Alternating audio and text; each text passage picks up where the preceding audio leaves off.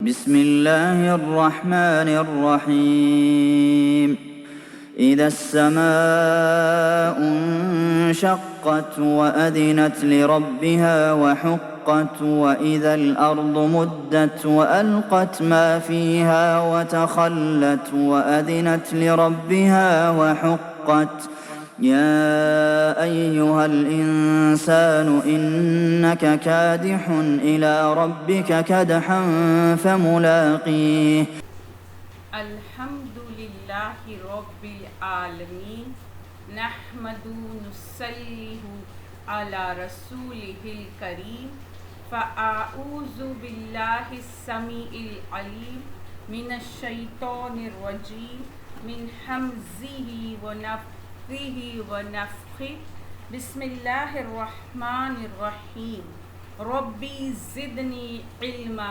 اللہم ربی زدنی علما رب اشرح لی صدری ویسر لی امری واحلل عقدۃ من لسانی یفقہوا قولی اللہم اجعلنا منہم من الذین آمنوا وعملوا الصالحات وتواصوا بالحق وتواصوا بالصبر آمین یا رب العالمین ثم اما بعد السلام علیکم ورحمۃ اللہ وبرکاتہ۔ تمام طرح کی تعریفیں اس واحد معبود برحق اللہ عز و جل کو لائق و زیبا ہے جس نے ہمیں مسلمان بنا کر پیدا کیا۔ لاکھوں کروڑوں ہزاروں درود تمام انبیاء اور خاص کر آخری نبی پیغمبر مصطفیٰ صلی اللہ علیہ وسلم پر اور ان کی آل اور ان کے اصحاب پر لاکھوں کروڑوں ہزاروں شکرانی کے سجدے اور سر تسلیم خم اس واحد معبود برحق کے آگے جس نے ہمیں قرآن کو سمجھ کر پڑھنے کی توفیق دی، ورنہ ہم اس کے اہل نہ تھے۔ انشاءاللہ تعالی اللہ کی اذن سے آج ہم سورۃ الانشقاق کی تفسیر دیکھیں گے۔ اب اس سورے میں ہم دیکھتے ہیں ایک رکوع ہے، 25 آیات ہے، 107 کلمات ہے اور 400 حروف ہے، اور یہ مکی سورہ ہے، اور سورے کے ترتیب کے اعتبار سے اس کا 84 نمبر کی یہ سورہ ہے۔ اب ہم اس کی پہلی آیت دیکھتے ہیں۔ پہلی آیت بسم اللہ الرحمن الرحیم اذا جب سماء آسمان اذا السماء انشقت پھٹ جائے گا۔ اب یہاں پر ہم دیکھ رہے ہیں کہ ہم جب سے 30ویں سپارے کی تفسیر دیکھ رہے ہیں اور بھی آگے آئیں گے اور ہمارے سورے، تو ایک ہم غور کریں گے کہ قرآن میں آسمان سے شروع ہونے والی بہت سے سورے ہیں جن کی شروعات آسمان سے ہوئی ہے۔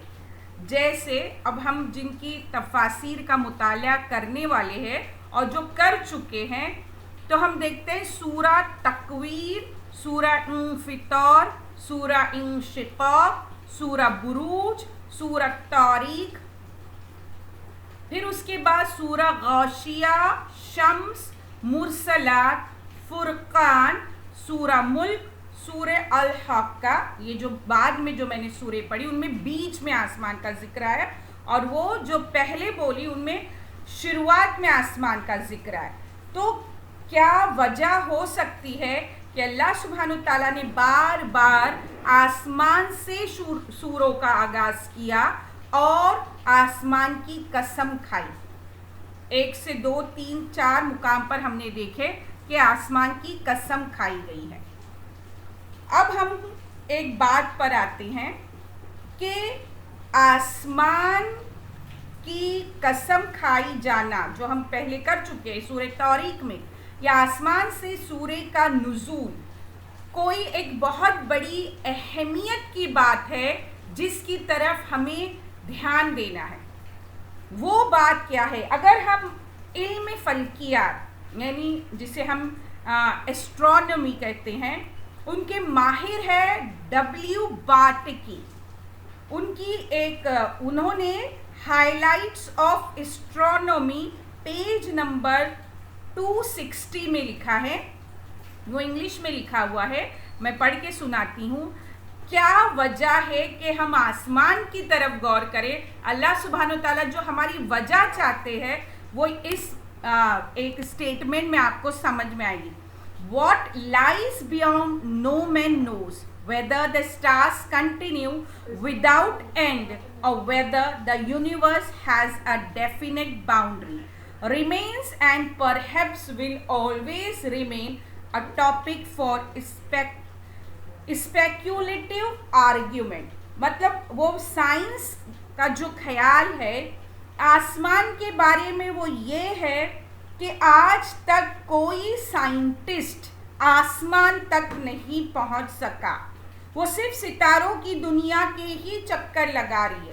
آسمان کی شروعات کہاں سے ہے اور اس کا اینڈ کہاں پر ہے کوئی بیان نہیں کر سکتا. تو یہ ایک بہت بڑی وجہ ہے، دلیل ہے جو بارہا قرآن میں آیت آسمان سے شروع ہوئی ہے.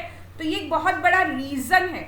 اگر ہم دیکھتے ہیں سورہ فرقان تو وہاں پر آتا ہے کہ جب نفع ثانیہ جب پھونکا جائے گا، دوسرا جو سور پھونکا جائے گا تو آسمان پھٹ جائے گا اور اس میں کیا ہوگا؟ غمام یعنی بادل کی شکل کی ایک چیز کا نزول ہوگا جس میں فرشتے ہوگے.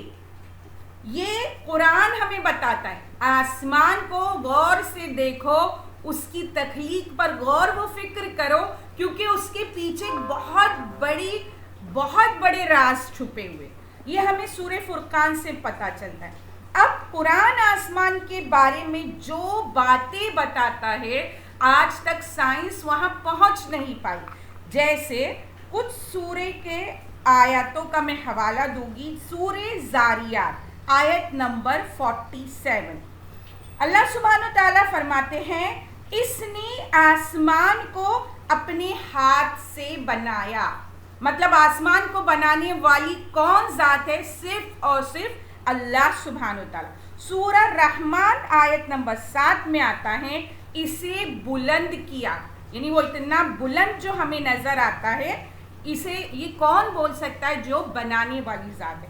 سورہ انبیاء آیت نمبر 22 میں آتا ہے اسے محفوظ چھت بنایا.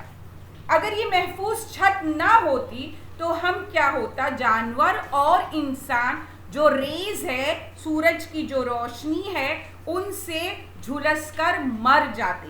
تو یہ ایک بہت بڑا لاجک ہے. مطلب ہم کو سمجھنے کے لیے اللہ سبحانہ تعالیٰ نے 12 قرآن میں کیا فرمایا کہ اسے میں نے محفوظ چھت بنایا. تو غور اور فکر کی دعوت دیتا ہے قرآن. پھر اس کے بعد سورہ فصلت آیت نمبر 12 میں اسے ستاروں سے مزین کیا. سورہ انشقاق آیت نمبر 1 قیامت کے دن آسمان پھٹ جائے گا. یہ پیشن گوئی کی جا رہی ہے، یہ بتایا جا رہا ہے کہ آج جو تمہارے سر پر یہ آسمان ہے یہ پھٹنے والا ہے. سورہ نبا آیت نمبر 19 اور اس میں دروازے ہی دروازے ہو جائیں گے. ہم امیجن نہیں کر سکتے کہ آسمان میں دروازے ہوں گے، لیکن اللہ سبحانہ تعالیٰ نے کہا کہ اس میں دروازے ہی دروازے ہوں گے. کیوں ہوں گے؟ سورہ فرقان آیت نمبر 25 اور جس دن آسمان بادلوں کے ساتھ پھٹ جائے گا اور فرشتے لگاتار اتارے جائیں گے. دروازے ہونے کا ریزن کیا ہے؟ کہ وہاں سے فرشتے اتارے جائیں گے. سورہ الحاقہ آیت نمبر 16 اور آسمان پھٹ جائے گا چنانچہ وہ اس دن بالکل کمزور ہو جائے گا. اس کے بعد سورہ انفطار آیت نمبر 1 جب آسمان پھٹ جائے گا.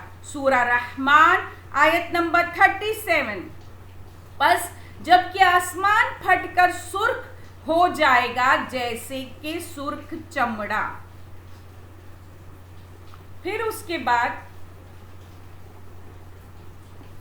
اب یہ جو قرآن کے ذریعے ہم کو آسمان کے بارے میں کچھ آیاتیں ملتے ہیں. ہم نے دیکھا کہ جو سوروں میں کچھ سوریں ایسی ہے جن کے بیچ میں بھی آسمان کا ذکر آیا ہے. اب ہم دیکھتے ہیں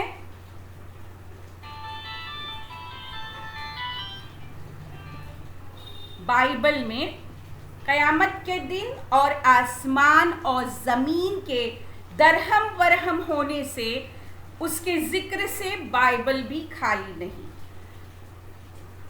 اب بائبل کا جو کوٹیشن ہے وہ میں پڑھ رہی ہوں. اس دن آسمان بڑے شور و گل کے ساتھ برباد ہو جائیں گے اور اجرام فلک حرارت کی شدت سے پگھل جائیں گے اور زمین اور اس پر کے تمام کام جل جائیں گے. اور یہ ہے دعوت القرآن بحوالہ دعوت القرآن شمس پیرزادہ کی تفسیر سے یہ کوٹیشن دیا گیا ہے. یہ ہے آسمان کے بارے میں کچھ ایسی باتیں جن کی خبر صرف اور صرف قرآن نے دی. کوئی سائنس یہ خبر تک نہیں پہنچ سکی. تو یہ ایک آیت ہمارے ایمان کو بڑھانے کے لیے کافی ہے کہ اللہ سبحانہ وتعالی جو تخلیق کرنے والی ذات ہے وہی جان سکتا ہے کہ آسمان میں کیا کچھ ہے. دروازے ہے، سجایا گیا ہے ستاروں سے، سب کچھ وہ کون بتا سکتا ہے؟ جس نے کہ اسے بنایا. پھر اس کے بعد جب ہمیں یہ خبر دی گئی ہے کہ آسمان پھٹ جائے گا، اور یہ پھٹنے کی جو خبر ہے وہ کب ہوگا؟ قیامت کے دن ہوگا. اسی اعتبار سے اس سورے کا نام جو ہے پہلی آیت کے اعتبار سے ہی اس سورے کا نام انشقاق ہے. اب ہم آیت نمبر 2 پر آتے ہیں. و اور اذینت سن لے گا لربھا اپنے رب کا، و اور حقت اور اسی لائق ہے، اور اپنے رب کا حکم سن لے گا اور وہ اسی لائق ہے. یہاں ہم دیکھتے ہیں ازینہ جو ورڈ ہے، ازینت جو یہاں ہے، ازن اس کے معنی کیا ہوتے ہیں؟ اجازت لینا ایک معنی ہوتی. اسی سے بنا ہے اذن جس کو ہم کان کہتے ہیں، اور اذان بھی اسی سے ہے. مطلب اذن کیسا ہوتا ہے؟ کان لگا کر غور سے سننا. اور اس میں ایک چیز یہ ہوتی ہے اذن میں کہ سننا اور سننے کے بعد کیا کرنا؟ اطاعت کرنا، مان لینا، وہ کام کرنا جو بولا گیا ہے، جو سنا گیا ہے. اب حقت جو ہے، حقت مطلب اس کا یہ ہے کہ جو آسمان ہے وہ اللہ سبحانہ تعالیٰ کے اس حکم کی اطاعت کرے گا. کیونکہ آسمان کو اس کے پھٹنے کے لیے ہی بنایا گیا ہے. آسمان کو یہ پتہ ہے کہ اسے ایک دن پھٹ جانا ہے، اور وہ کان لگا کر اللہ سبحانہ تعالیٰ کے اس حکم کے انتظار میں ہے، اور اس حکم کے آتے ہی جو ہے آسمان حکم سنتے ہی کیا ہو جائے گا؟ وہ پھٹ جائے گا. اب یہاں آگے ہم دیکھتے ہیں کہ یہ حقت جو کہا جاتا ہے وہ اس بات کے لیے کہا جاتا ہے کہ جب سچائی اور حق جو ہے تجربے کے ساتھ ثابت ہو. اب یہاں ہم دیکھتے ہیں کہ جس طرح آسمان حکم مانے گا اللہ سبحانہ تعالیٰ کا، اسی طرح آگے ہم دیکھتے ہیں آیت نمبر 3 میں، و اور اذا جب الارض زمین मुद्दत फैला दी जाएगी, और जब ज़मीन फैला दी जाएगी। अब आसमान के बाद अल्लाह सुब्हानो तआला ज़मीन का जिक्र करते हैं, और हम मुद्दत में देखते हैं मद। अब मद की मानी क्या होती है? लंबाई की तरफ खींचना, मतलब रबड़ की तरह जब हम खींचते हैं तो वो क्या होती है? बढ़ने लगता है। मद के मानी हम जानते हैं क्या होता है? दराज करना, खींचना। जब मद आता है तो हमारे लिए क्या रूल अप्लाई होता है कि उसे खींच कर पढ़ा जाएगा, दराज किया जाएगा, देर तक लंबा किया जाएगा उसे। और यहाँ पर जो इसे खींचने से क्या होगा कि उसकी तूल वो अर्ज जो है ज़मीन के, उसमें मज़ीद वसत कर दी जाएगी, उसे और ज़्यादा बढ़ा दिया जाएगा। और एक ये भी तफसीर की गई है कि जो भी इस ज़मीन पर पहाड़ हो, गार हो, तामीरात हो, हर एक चीज़ को क्या किया जाएगा? रेज़ा रेज़ा करके ज़मीन को साफ और हमवार कर दिया जाएगा। मतलब उसमें कोई ऊंच नीच कोई चीज़ भी बाकी नहीं रहेगी। और ये क्यों किया जाएगा? क्योंकि इसे मैदानी हशर बनाया जा रहा है, पिंडली से पिंडली जुड़ी हुई होगी। और सूरा रहमान आयत नंबर 10 में आता है, और इसी ने मखलूक के लिए ज़मीन बिछा दी। अब जब ये हुक्म दिया जाएगा आसमान को, तो हमको हदीस में मिलता है क़यामत के दिन अल्लाह सुब्हानो तआला ज़मीन को चमड़े की तरह खींच लेगा, यहाँ तक कि हर इंसान को सिर्फ 2 कदम टिकाने की जगह मिलेगी। एक तवील हदीस हमें इब्न जरीर में मिलती है। हज़रत अल्लाह के रसूल सल्लल्लाहु अलैहि वसल्लम फरमाते हैं कि सबसे पहले मुझे बुलाया जाएगा। हज़रत जिब्रील अलैहिस्सलाम खुदा ताला की दाएं जानिब होंगे। खुदा की कसम, इससे पहले इसने कभी उसे नहीं देखा। तो मैं कहूँगा, खुदाया, जिब्रील अलैहिस्सलाम ने मुझसे कहा था कि ये तेरे भेजे हुए मेरे पास आते हैं। अल्लाह सुब्हानो तआला फरमाएगा, सच कहा। तो मैं कहूँगा, खुदाया, फिर मुझे शिफाअत की इजाज़त हो। चुनांचा मुकाम महमूद में खड़ा होकर मैं शिफाअत करूँगा और कहूँगा, खुदाया, तेरे इन बंदों ने ज़मीन के गोशे गोशे पर तेरी इबादत की है। अब ये जो ज़मीन है, ये रोज़े हशर इसलिए इतनी तवील की गई है कि इस पर हम सबको खड़ा किया जाएगा। फिर उसके बाद हम देखते हैं और दूसरा एक हुक्म दिया जा रहा है ज़मीन को, और वो क्या है? आयत नंबर 4 में, वो अलक़त, और निकाल डालेगी, माँ जो फ़ीहा, उसमें, व तख़ल्लत, और खाली हो जाएगी।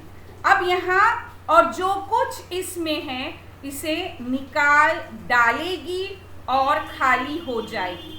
अब गौर करने की बात है कि अगर हम किसी चीज़ को बहुत तेज़ी से खींचेंगे तो क्या होगा? उसके अंदर जो कुछ है वो बाहर निकल आएगा। तो ज़मीन क्या करेगी? अपने अंदर जो कुछ है उन सब चीज़ों को वो क्या करेगी? खाली कर देगी। तखल्लत जो है वो खला से है, और खला के मानी क्या होता है? खाली होना। अब यहाँ पर ज़मीन क्या क्या खाली करेगी? उसके अंदर जो है वो तमाम मदफून मुर्दे जो पहले दिन से रोज़े हशर तक मदफून है, तमाम अल्लाह सुब्हानो ताला की वो तमाम मादनियात, तमाम सोने चांदी जवाहरात, पेट्रोल गैस, जो कुछ इस ज़मीन के अंदर है वो सब कुछ निकाल कर बाहर फेंक देगी। गोया जैसे कि एक हामिला औरत बच्चा जन्ने के बाद बोझ से फारिग होती है, बिल्कुल इसी तरह ज़मीन मुर्दों के जो बोझ है उससे बोझल होगी, और उनको उगलने के बाद वो क्या करेगी? وہ ریلیکسڈ ہو جائے گی. کیوں وہ اگلے گی سب کو؟ کیونکہ اللہ سبحانہ و تعالیٰ نے اسے حکم دیا آیت نمبر 5 میں، وہ اذنت اور سن لے گا لربھا اپنے رب کا، وہ حقت اور اسی لائق ہے. بالکل سیم آیت یہاں آیت نمبر 5 میں ریپیٹ ہو رہی ہے جو آیت نمبر ہم نے 3 میں دیکھا. مطلب جو آسمان کے لیے تھا وہی زمین کے لیے کہ دونوں کان لگائے اپنے رب کا حکم سن کر فوراً ودن اے سیکنڈ، ایک پل بھی ضائع کیے بغیر سب کچھ باہر نکال کر پھینک دے گی. سورہ زلزال میں اسی چیز کا نقشہ کھینچا ہے، اپنا بوجھ نکال دے گی. سورہ رحمان آیت نمبر 31 میں آتا ہے، جنوں اور انسانوں کے گروہوں ان قریب ہم فارغ ہو کر تمہاری طرف متوجہ ہو جائیں گے. مطلب زمین کے بوجھ میں اللہ سبحانہ تعالیٰ نے انسان اور جنوں کو زمین کا بوجھ کہا ہے.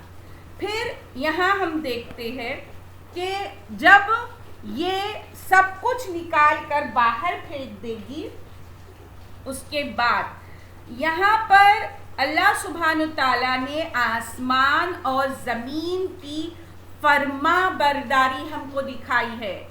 ان کا اللہ سبحانہ تعالیٰ کے حکم کو تعمیل کرنا ہمیں بتایا. اس کی کوئی وجہ ہے، اس کا کوئی ریزن ہے. وہ اس لیے کہ آگے کی آیت میں اللہ سبحانہ تعالیٰ آیت نمبر 6 میں بیان کرتے، یا ایھا الانسان، اے انسان، انکا بے شک تو، کادح تکلیف اٹھانے والا، الی ربکا اپنے رب کی طرف، قدحن خوب تکلیف، فملاقیہ پھر اس کو ملنے والا ہے. اللہ سبحانہ وتعالیٰ فرماتے اے انسان بے شک تو اپنے رب کی طرف پہنچنے میں خوب تکلیف اٹھانے والا ہے، پھر اس کو ملنے والا ہے. اب یہاں پر انسان جو ہے بطور جنس آیا ہے، مطلب اس انسان میں ہر طرح کے انسان شامل ہے، چاہے وہ کسی بھی مذہب کے ماننے والے ہو. پہلی بات. اب یہاں اللہ سبحانہ تعالیٰ کیا فرماتے ہیں کہ انسان جو تم کر رہے ہو، مطلب جو بھی تم کوشش کر رہے ہو، تمہاری ہر کوشش کیا ہے؟ تم اپنے رب کی طرف بڑھتے جا رہے ہو، اور جو بھی تم اعمال کر رہے ہو وہ چاہے اچھے ہو یا برے ہو، وہ تم کو ان سے ملاقات کرنی ہے. تمہیں تمہارے رب کے سامنے کھڑا ہونا ہے اور تم اپنے ان اعمال کو اس دن دیکھ لو گے. اب ہم دیکھتے ہیں یہاں پر قد جو ہے قادحن میں قد، کاف دال ہا، اس کے معنی ہوتا ہے سخت محنت، مطلب تکلیف سہ کر رنج اٹھانے والا. اب قد کے معنی کسی کام میں پوری جد و جہد اور توانائی صرف کرنے کے ہے.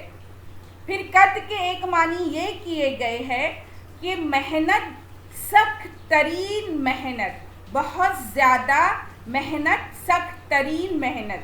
پھر ایک معنی یہ کیے گئے کہ جب ہمارے بدن میں کھجلی ہو جاتی ہے، خارش ہو جاتی ہے، اور جب ہم اس خارش کو زور زور سے رگڑتے ہیں، مطلب کھجاتے ہیں، تو وہ جو محنت ہے، مشقت کرنے والا، اس کے معنی میں بھی قد آیا ہے.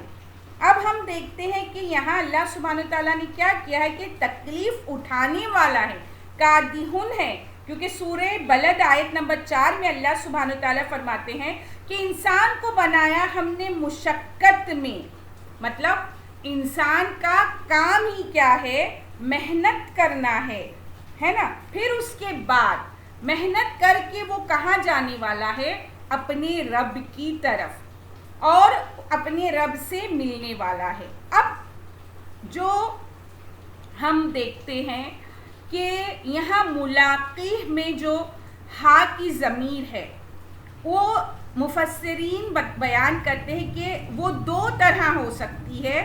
ایک یہ کہ تم تمہارے رب سے ملاقات کرنے والے ہو، دوسری یہ کہ تمہیں تمہارے اعمال جو ہے وہ دکھا دیے جائیں گے، تو وہ اعمال سے تمہاری ملاقات ہے.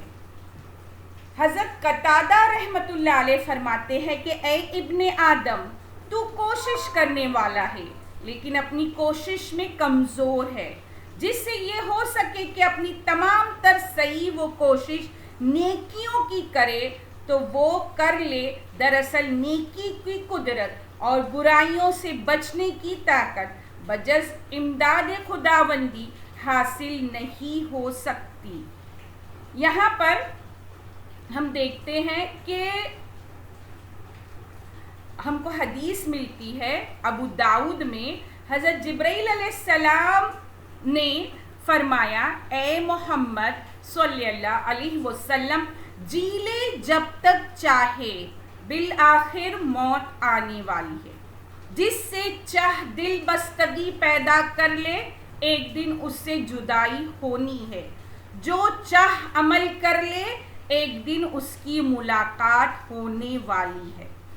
یہ حدیث ہمیں بیان کرتی ہے کہ آج جو ہے ہم نے کیا کیا ہے، اس آیت کو ہم بھول چکے ہیں، اس آیت کو ہم فراموش کر چکے ہیں کہ ہم ہمارے رب سے ملنے والے ہیں، یا ہمارے اعمال سے ہماری ملاقات ہونے والی ہے، اور ان اعمال کے بدولت ہمیں جزا اور سزا ملنے والی ہے.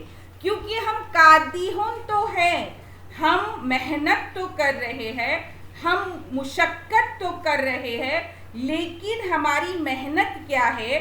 ہماری محنت جو ہے وہ اس طرح نہیں ہے جس طرح کہ اللہ سبحانہ وتعالیٰ نے ہمیں محنت کرنے کے لیے کہا ہے.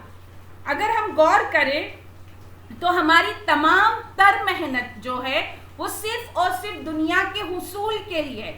ہم واقعی میں قد ہے، ہم واقعی میں قادیون ہیں، ہم بے پناہ محنت مشقت کر رہے ہیں، لیکن ہماری محنت اور مشقت کا جو پورا دار و مدار ہے وہ اس دنیا کو خریدنا ہے، اس دنیا کی رونق، اس دنیا کے لیے بہترین عمدہ آرام کی زندگی.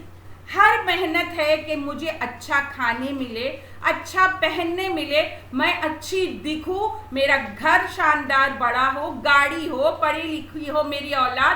ہر چیز کا جو مقصد ہے وہ صرف اور صرف دنیا کا حصول ہے. ہم غور کریں کہ اس آیت کو اگر ہم نے نہیں بھولا ہوتا تو ہماری محنت کا محور، ہمارا مرکز کچھ اور ہوتا. ہم محنت اس چیز میں کرتے جس کے باعث ہمیں یہ یقین ہوتا کہ مجھے میرے رب سے ملنا ہے، یا مجھے یہ ضرور معلوم ہوتا کہ مجھے میرے اعمال سے ملاقات کی جائے گی، اس وقت مجھے میرے اعمال دکھا دیے جائیں گے. تو کیا میں اور آپ سب خود اپنے آپ سے سوال کریں، کیا یہ محنت جو میری ہے وہ آخرت کے لیے ہے؟ کیا میں دنیا کی بھاگ دوڑ میں اس قدر تھکتی ہوں، پریشان ہوتی ہوں؟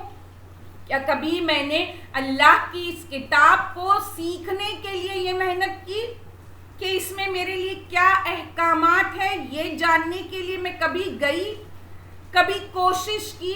جتنا میں محنت کر کے تھکتی ہوں بازاروں میں شاپنگ کر کے اپنے گھر کو سجانے کے لیے سامان خریدنے میں، کیا کبھی میں نے میری قبر کی روشنی کے لیے اس کی ایک آیت پر عمل کرنے کی کوشش کی؟ کون ہوگا جو اس وقت میرا ساتھی اور مددگار ہوگا سوائے اس کتاب کے؟ اور میں کب نماز پڑھوں گی؟ جب میں اس کتاب کو کھولوں گی جو میرے اہم ترین ساتھی ہے. جب کوئی نہیں میرے ساتھ ہوگا اس اندھیری قبر میں تو یہ قرآن روشنی بن کر ساتھ میں آئے گا، میری نماز مجھے ان تمام تکلیفوں سے بچائے گی.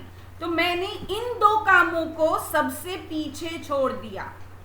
جب میں بہت بوڑھی ہو جاؤں گی، جب میرے پاس جانے کے لیے بازار پیر میں طاقت نہیں ہوگی اور جب مجھے کپڑے پہننے کا شوق نہیں ہوگا، اس وقت میں قرآن کھولوں گی. کیونکہ آج میں جوان ہوں، آج میں پہن سکتی ہوں، کھا سکتی ہوں، طاقت ہے، تو میں پوری طاقت دنیا کو خریدنے میں لگا رہی ہوں. تو وقت ایک پل کی مہلت نہیں ہے. تو اس آیت پر بہت غور کرے. میری تمام بہنوں سے درخواست ہے جو بھی سن رہی ہے کہ اپنے بچوں کو انہیں سمجھائے، اس چیز کی اہمیت بتائے کہ واقعی میں ہماری ملاقات ہونے والی ہے اور اس ملاقات کے لیے ہم تیاری کریں. ہم یہاں پر آیت نمبر 6 پر آج کی کلاس ختم کرتے ہیں، کیونکہ آیت نمبر 7 سے جو ہے انداز بیاں اللہ سبحانہ تعالیٰ کا جو کلام کا انداز ہے وہ بدل رہا ہے. تو انشاءاللہ تعالیٰ ہم آیت نمبر 7 سے کل کریں گے. اللہ سبحانہ تعالیٰ سے بے پناہ دعا ہے کہ وہ ہم کو قرآن پر عمل کرنے والا بنائے. آمین یا رب العالمین. وآخر الدعوانا الحمدللہ رب العالمین. السلام علیکم ورحمۃ اللہ وبرکاتہ. بسم اللہ الرحمن الرحیم. سبحانک اللہم وبحمدک نشہد ان لا الہ الا انت نستغفرک ونتوب الیک. سبحان ربک رب العزت عما یصفون وسلام علی المرسلین والحمد للہ رب العالمین برحمتک یا ارحم الراحمین.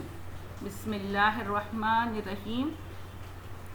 ربنا تقبل منا انک انت السمیع العلیم وتب علینا انک انت التواب الرحیم. بسم اللہ الرحمن الرحیم.